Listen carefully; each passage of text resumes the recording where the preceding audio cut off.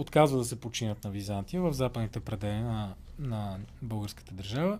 Започват борба, като те са Давид, Моисей, Арон и Самуил. Това са старозаветни имена, старозаветни пророци и царе, както е Давид. И тук сега има, това е по аналогия с сеневци, има някои спора относно техния етнически произход. Спори се дали не са арменци, понеже имената са малко така могат да подсказват, да насочват за... И особено майка им се казва Рипсимия, което също име, което е характерно за арменския, за арменската имена традиция. То няма и нищо страшно само да кажем. Няма, има доста арменци в България, това също този период и сега има.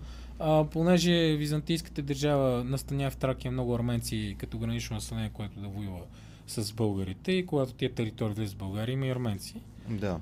Така че има основание една така теория, но тя се корени най-вече в свенето на един арменски историк, който казва, те бяха арменци. Но неговия разказ не е много фактологично верен във всичко и определено той стреми да ги експроприира. Така или иначе, дори да имат някакъв арменски корен. Сега едната дъщеря на Самуил се казва Мирослава. Съвсем очевидно е, че те са Петър Делян е сина му, Иван Владислав е племенника му. Това са изцяло български имена.